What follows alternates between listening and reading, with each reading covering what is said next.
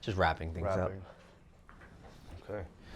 Oh my God, this is kind of close. A little now it does feel like an interview. interrogation. Yeah, I feel like I'm being What'd you do?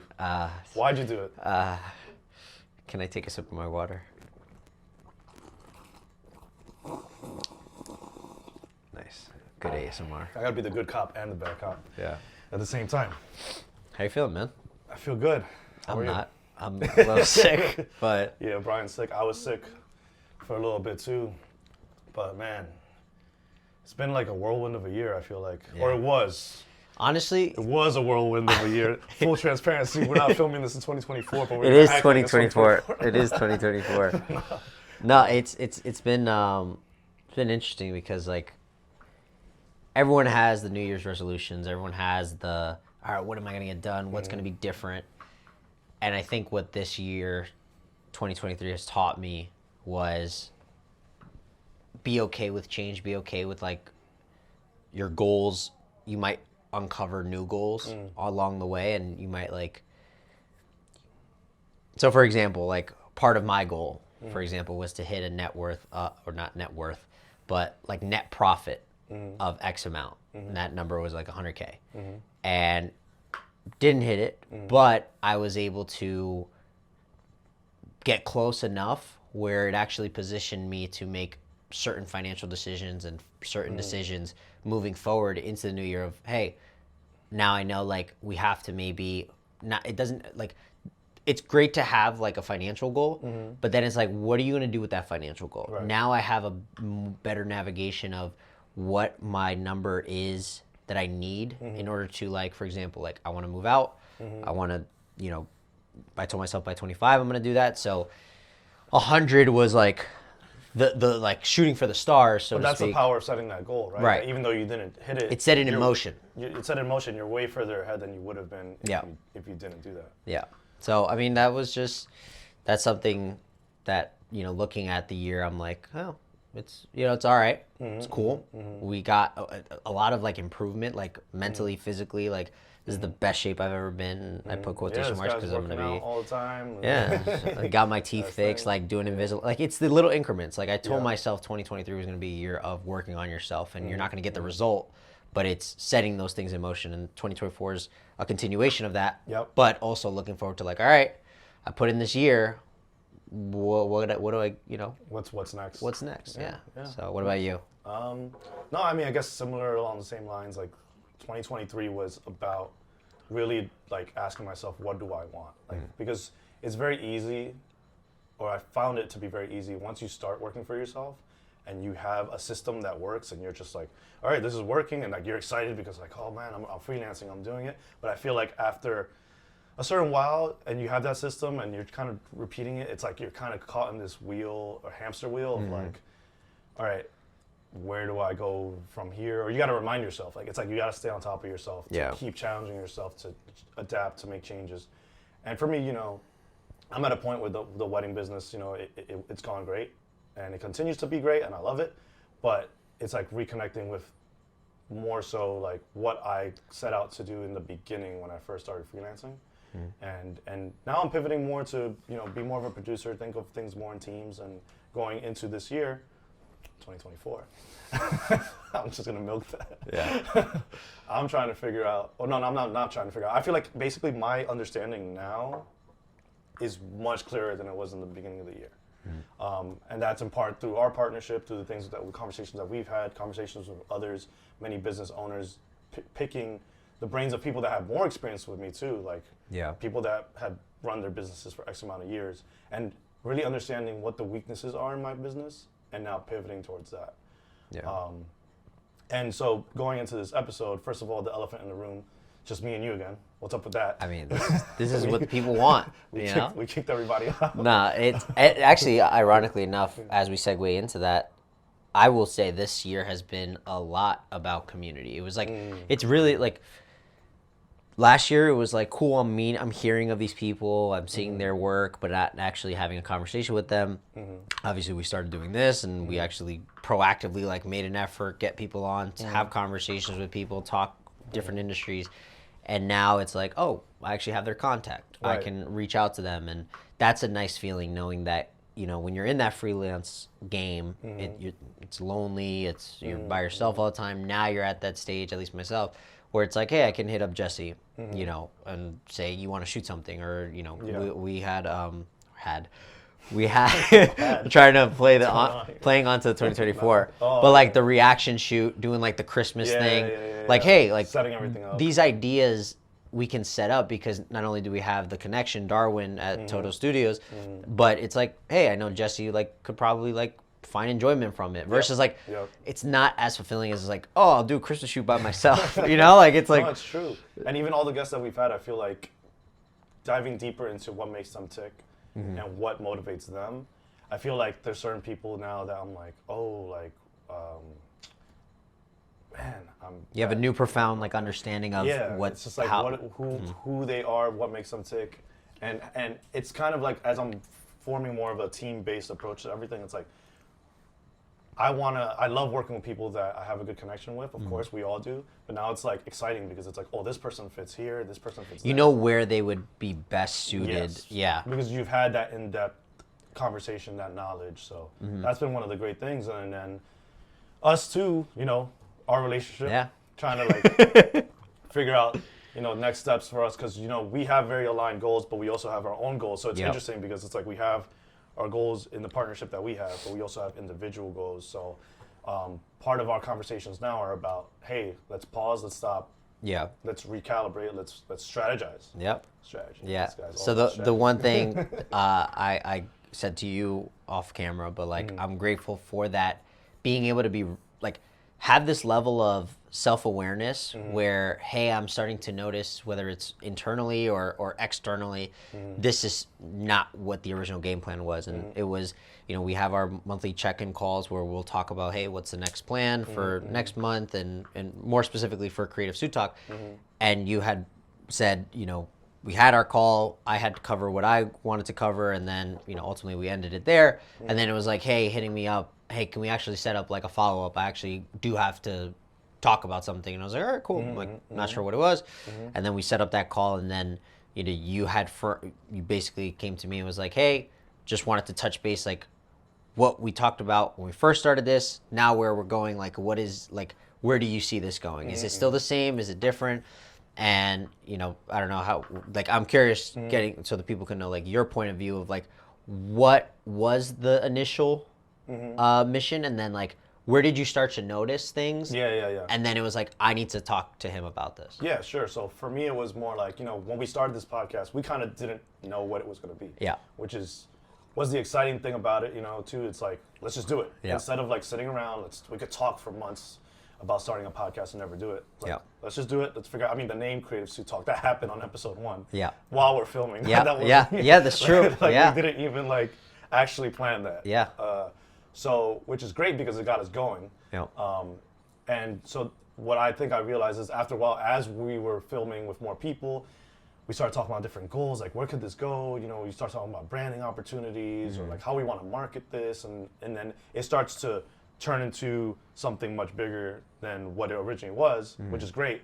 But I wanted to take a pause to say, hey, let's make sure this is still aligning with both of our individual goals, but also I wanted to understand what you were thinking. I wanted to get in your head about what is driving the direction that you're trying to take it, and then also asking myself okay, where would I want to take this, or how would the podcast fit within everything else that I'm trying to do? Yeah. So I just felt like it was necessary to take that pause instead of continuing going and not really.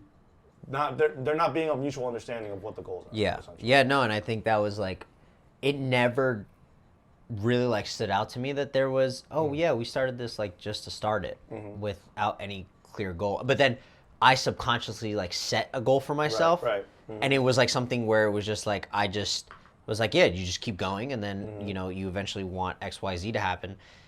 But then it was for you to ask me, then I was oh wait, yeah, we never talked about this, or I never shared where my head's at with this, and basically, at least now, you've gained so much awareness about different industries and different people and how they operate.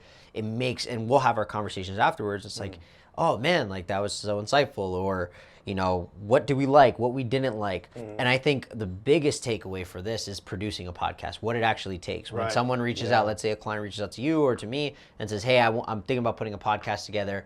It's like, you think, we got the cameras, we have the tools to put it together. But then when it comes to like the post work, when it comes to branding or how do we navigate this, what's the goal, right? Strategy. Yep. It's like, oh, okay, this is a whole different ballgame. Yeah, and I thought about that to myself the other day too. I was like, I was thinking to myself preemptively, if someone came up to me and was like, hey, how much do you charge to produce a podcast? I was thinking about the numbers because I was like, all right, the hours we're filming, the equipment, the post-production time. If now they want us to come in and also create the strategy and the post-production, I'm like, dude, that's a good amount of money. Like it's a lot. Like what we're doing for ourselves, the value in it, just the time spent on it, it's a good amount. Yeah.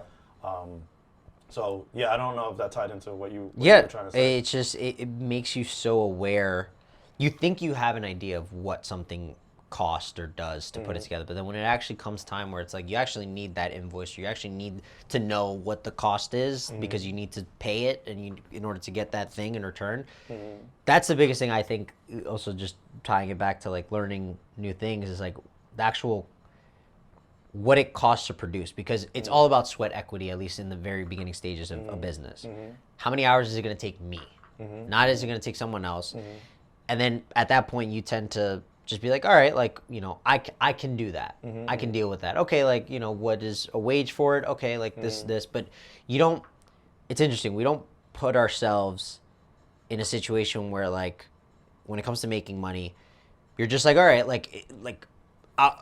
for example, like a story is with a client that I had brought you. I don't want to say the name of the client, but I thought initially this is the direction with this client we were going to go. Yep. Hey, what would I charge for this? I mean, I've never done anything like this. It's basically like consulting. It sounds like a good number. Business makes money. Jesse makes money. I make money.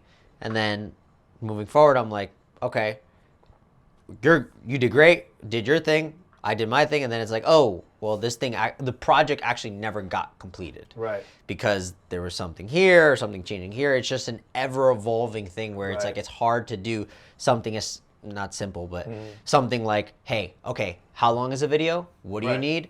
These are the deliverables. Here you go. This is how long it's going to take. And then boom. For something that's like, isn't tangible, that you're trying to strategize or come up with to charge for that, it's like, where do you start? Exactly. So that was a new thing for me, like learning that. But now going back to like setting up systems, you now need to have, now that you're taking yourself, because as a strategist or as like a project manager, you just no longer have time to execute and do the actual work of, let's say, editing or shooting. You now, all your time is set up project managing. So it's like, now I need to figure out how much does video editing actually cost? Not how much does it cost me, but how much would it cost me to bring someone in to then do that job? So it's interesting. Like when you put yourself in a position to succeed by just like throwing yourself in the fire. I believe that, and then you start to like notice how hot the fire is, and it's like, cool, let's put some water here. Let me step back and figure it out. Yeah.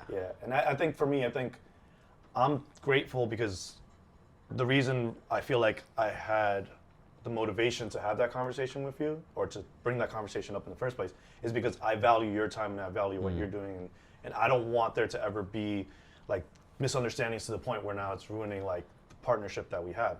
And I only feel like I had the insight to do that because of many life experiences that I feel like I've had where I didn't have that conversation, and then that's where things fall apart. And that could be anything. That's not just business partnerships. That could be relationships, friendships, like everywhere. So for me, it was like, let's have these conversations, because that way we could find that middle ground and then figure out what the next steps are, as opposed to like letting it. And sorry, I didn't want to take away from you were just saying. I was just trying to bring it back. No. Where this all comes from. It's coming from a place of like, I really value you, and I really want this to be like a long-term thing. And along that journey of this long-term thing, there's going to be tough conversations. There's going to be like, moments of just like, hey, like we really got to stop and like reevaluate everything. Yeah. Because it's what works now isn't going to work forever. Yeah. And it's like the analogy, or at least in my head, the way that I see it is just like we were just walking in the dark, and then now we have so many different sources of light that we can go down. I think it's appropriate, and it's like I'm surprised. I'm like, why didn't I think of that? Like I should have came to him and been like, hey, hey, we have so many different options. Where do we want to go? Do we want to go down here, this, that? So it's again, man, I say it to you, off camera, but like I can't thank you enough for having that level of, you obviously have life experience and you learn, you don't want to go through that again, but there is a value in learning how to be transparent. Yeah. And not feel like, oh, I'm going to like, I don't want to have that convo because it's going to be awkward. And by the way, it wasn't at all. For me, it was just like, this makes so much sense to have. But I think also like kudos to you too, because the only reason we're able to have that discussion, I think, is because you and I have similar temperaments and we have similar, ways of dealing with people and with situations where I don't think we get offended easily or like we take things too personally. Because there are instances where people you work with or friends or whatever, you try to have those conversations with, and it's like, what are you trying to say? Like, it's so I don't have a lot of friends. That's straight up. It's like, whoa. Like it becomes more about how this is making the person feel as opposed to like, hey, I'm just trying to help you, help me, help each other. Like that's all this is about. This isn't like, I'm not attacking you, but God, Jesse, how dare you? But it can be seen that way. Yeah. And that's where I feel like I almost see that nowadays as like a litmus test for who I'm able to work with and who I'm not. Because if I can't have these conversations with you, we're not gonna be able to make it very far, or at least maybe we could work here and there. But long-term stuff, it's like those conversations are important, and being able to have that transparency without someone like, freaking out. I'm curious your take. Just take it a step further. Do you think this is something? Is it a nurtured characteristic, or is it a like you're just sort of like born with it? You're born with this like, oh, I just hey, this makes sense. It just clicks in my mind. It makes sense for me. I have my answer, and I think I know your answer. But the reason why I'm asking is because for the people out there that are like, well, how come I get so emotional? Like thinking about this conversation, or it stresses me out just like thinking about it, not even having it. Yeah. And so the idea of even having it is just like so far-fetched. Getting over that hump of like getting out of your own head and your own way of like, it's gonna be uncomfortable. Like, what if they take it a certain way? Or you know what? I'll just bite the bullet and won't say anything, and then I'll just stay here. Yeah. I mean, I haven't always been like this way either. Like, there's been conversations I should have had in the past that I'm just like, I don't want to rock the boat, or whatever. And like I've said, that ends up having repercussions down the line. Would you categorize it as regret? Like you almost regret not having conversations? Not in many of the instances, I wouldn't say regret, because whichever way you look at it, it leads to how I am now. So it's like hard to be like regretful. And I feel like a lot of those relationships, like, I feel like it would have, if the person had that same temperament, let's say, they would have brought up things to me, if that makes sense, in some instances. But I don't know if I would tie it to regret. I don't know if regret's the right word. The reason why I say regret is because I think of like myself, just like when I was in high school, I was like, and like I just was afraid to talk to girls and go up to them, cold approach, like all this stuff. And it isn't until you get this like just stab of like, you should have done it. You should have done it. So going back to what you were trying to say, like, I guess the where this comes from, it's, I feel like I've always been the type of person where I'm like, we're getting into toxic masculinity stuff again. Cancel! But essentially, like, whatever doesn't kill me, or whatever doesn't kill you makes you stronger kind of mentality. That's how I always was, like, high school, college. It was like, that sucked, but guess what? I'm learning from it, and now I'm going to be better. So for me, tying it into this, it's kind of like, I think it took time for me to understand that. And then the consequences of not having those tough conversations is like, damn, like that could have gone better or different. Okay, moving forward, I'm going to do things this way now. I feel like that's where it comes from. No, 100%. It's it like, you hear it all the time and it's so cliche, but like you really do, learn your lessons like just by putting yourself in the like going through it. And it's like I can't help but think back to like a couple years ago where it's like you just want the blueprint, you just want the answers, you just want it in front of you. What do I have to do? I'll do it. I'm hungry. I want to do it. But it's like the answer is like you just have to do like the stuff that you think, I don't know how to word it, but it's like it's putting your reps in. Like you have to. Like you can't just and it's like you want to have this edge compared to like everyone else. You know, you want like I remember being 18 and I was like, I'm gonna like when everyone graduates college, I'm gonna be the guy that like if we ever had a high school reunion, I'm showing up and everyone's gonna be like, this is the guy that Brian, yeah, Brian like Cruz? yeah, I'm gonna be so unrecognizable. Brian Cruz, everybody. Yeah. Just by the way.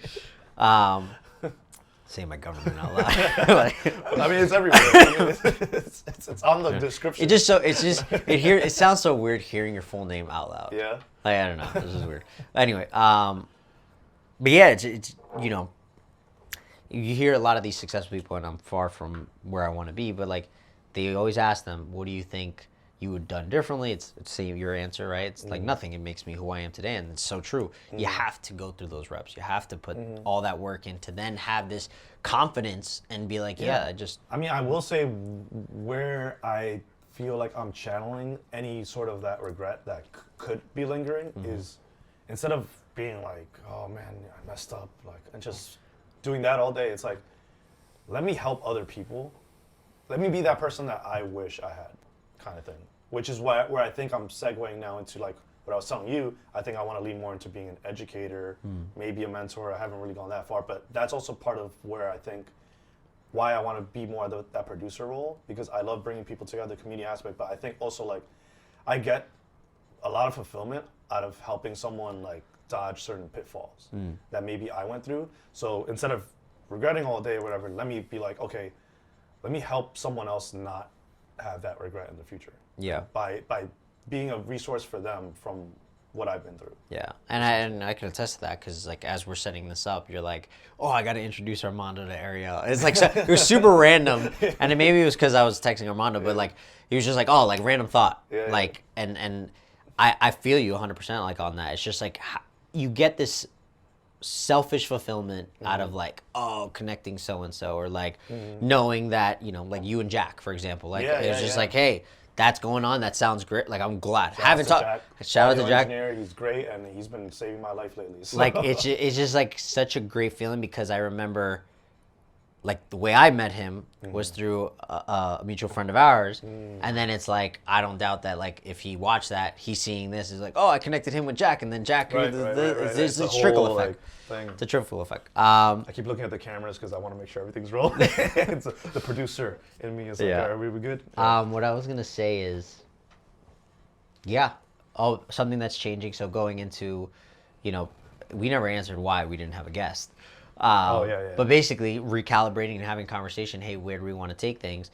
I can't help but say, and this I'm going to be biased, but like I tell Jesse all the time, like we have a synergy, there's a specific just flow, like transparency that we can have. And, you know, when we do have guests on, there's a level of performance, I feel like, where we're just like, hey, did you do the research? Okay, you have your questions? Okay, all right. And then it's like, you know, you have this formula that, what do you want to cover first? And it's like, we sit, when we record these, we sit down, it's like, all right, what did you say you want to talk about? All right, cool, that's it. Right, that's all you just jump into it. Yeah, it's less, of all that. Yeah.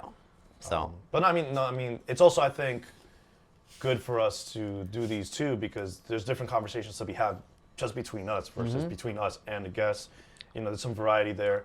I think we might change the formatting a bit, you know, in terms of length as well. Maybe a little bit more bite-sized. You know, someone could enjoy on a car ride home. I just can't stand talking with Jesse more than that's the thing too. It's too much time.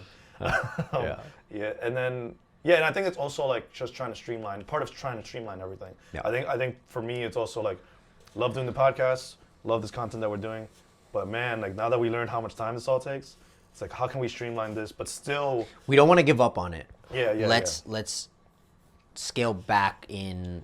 Because full transparency, it's like, if we do an hour-and-a-half episode, we could easily spend more than half a day on a podcast shoot. So trying to do this while also managing our businesses, taking care of business for the day, traveling to whatever location we're filming in, that's a whole day, really. Yeah.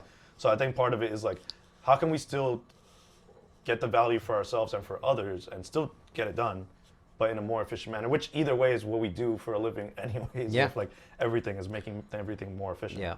And I think too, like, this is super random thought, but I think it was you that said it. You try to make 30-minute meetings. Like, Yes. trying to stick to a specific time constraint and it makes your brain work a certain way. And I think it's great practice for both of us because me, I can ramble on and we can keep going, but it's like, nope, we got a hard stop at this. Well, what do we need to cover? I just think about it too it's almost like training for a big client meeting, a big pitch. These clients, these corporate people or whoever, right? Like, they got very limited time. Yeah. And you can't go in there and be like, hey, I'm going to do this presentation and spend an hour and a half. Some of these people got like 20, 30 minutes. Tell me what the hell you're about. Yeah. What's the deal? Why should we work with you?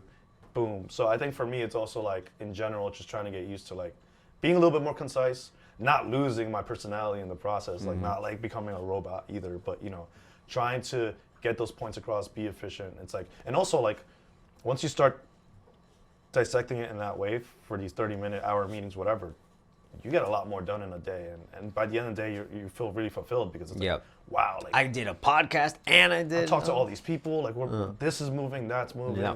And I think that's just the way that, again, practice for those real world situations, but also in just like making sure that we make the most of all of our time. Yeah. That's what I think it's about. Self-improvement, my friend. It's all aspects, personal And I started work. drinking a lot more coffee. Yeah. Also, man, I was doing so good. I was not drinking coffee. I remember, yeah. And then I was just like, man. You doing green tea, right? Or what was it? I was The doing matcha? teas, You doing matcha? I was trying matcha. You doing but- matcha at some point. But once I got this office, once I got the Caffeine. coffee, I was like, productivity, 10,000. 10 million. Yeah. Yeah. Yeah, no, it's good, man. It's good. So I think that's we're about time. Are we really? Well, we got a couple See, more that's minutes. the thing. But So it's that's like- what was hard too, I guess, about trying to keep it constrained, because 30 minutes on this feels like 5 sometimes. It does. You know? It does. So it's like, yeah, figuring it all out. Yeah. But I mean, is there anything you want to cover? Like, I mean, No. that's basically like, again, That was the gist in of my it, mind, yeah. because we had 30 minutes. It's like, okay, just get all your points out Mm-hmm. that you want to cover in this, and then you don't really need to revisit or cover it. Like, I'm thinking back, I'm like, did I miss anything? yeah, no, not really. I mean, because again, like, we're gonna do more of these. Like, next episode, it's like, hey, I got this topic that I want to talk about. I got one for you. What's in the plans? What's the goals for 2024? 2024 is like, honestly, I'm just trying to go like crazy, trying to lose my damn mind. No, but 2024. You have I'm now going- been warned, people. Stay in your homes. I'm going. I'm definitely going full send on B2B business. Like, just really leaning into content creation. I think the podcast gave me like that little taste of like, okay, creating content in a certain way for my business. Not only is it beneficial, but it's fun, and again, it can be replicated for my clients as well. And I'm just like, now I feel very motivated to just go nuts with that. And again, we got the office, we got Toto Studio, we got all these resources, these people. Yep. It's like, man, let me put it to work. And again, I've said this a few times, I love my wedding business, and it's gonna keep being a thing. Yeah. Again, scaling back on it. I think I've told you I'm trying to only do one wedding a weekend. Yep. Because I'm trying to reallocate more time to all these other goals. Sorry. Go ahead. No, I was gonna say, I don't know if this is confirmed or like you want to announce it with the whole like what your plans with Wedding Stories by Jesse O. Like, So I mean, Wedding Stories by Jesse O is again, I'm trying to only shoot one wedding a weekend max during the busy season. you're just too cool. It's not, no. What it really comes down to is like, it's been 5 years in the wedding game, and Damn. yeah, you did the Kevin Hart. It's been 5 years going really deep into the wedding game, Yeah. and COVID happened, and then I in the beginning it was like, okay, one wedding here and there. Then it's like, okay, the business is growing, boom, boom, boom. Then it's like, COVID happened, reschedulings. Now I'm doing like 2 to 3 a weekend, and I felt like at some point it's like I'm not able to service my clients the way that I now envision servicing them, whether it's increasing content creation output or making the experience better for them, associate shooting, is something I'm trying to lean more into with people like yourself, Dylan, whoever else, is good enough for it. No. But it's going back to the team aspect, the team building aspect. So that's the direction that Wedding Stories by Jesse Yo is going into. So that's what I meant by like what 2024 is, and like I said this in the beginning of like episode 1. It was like retiring from weddings and all that. So it's like I'm officially coming back. but one of the things I told myself was like I want to be a part of. I just want to stay 10 toes down in my mission of I want to be there for individuals that not only value like what I do, but I know what I do is helpful to them, if that makes sense. And I'm not trying to like toot my own horn by any means here, but it's like, hey, the fact that you've considered me to be a lead shooter under your brand, like it's your brand, your name, but it's like, hey, he's got other contacts. He could hit up anyone else, right? Like you said, jokingly, but you're serious, like good enough. It's like, why would you throw away that talent or like not do that? And it was also coming to a realization, like, why did I actually not like weddings? What aspects of it? That took a whole year of like being out of it, and also like working with you from time to time. And I'm trying to like, at least my philosophy with the associate shooting is trying to make it easy for the people that are coming on to do it. Trying to make it like as painless of a process. Like for you and Dylan, I tried to ask you guys like, what are the parameters? Like what's like the yes and no? What would you say yes to? What would you say no to? To me, it's whatever. Like, no, let me not say whatever. It's not whatever, but it's more like, I want to make sure you guys are happy doing it.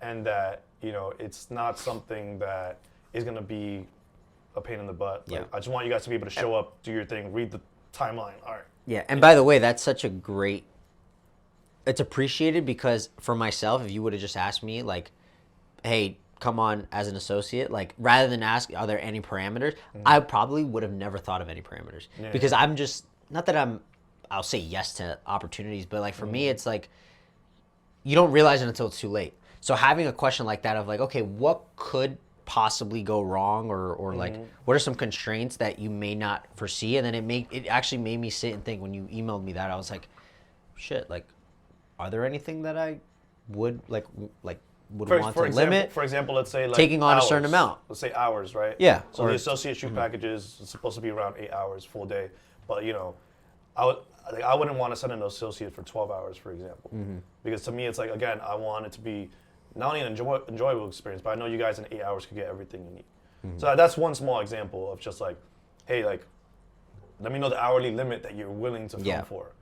No, and I think like for me, by the way, like I don't know if we've ever had this conversation, but it's like it doesn't matter, 12, 8 hours, I'm out there already, right?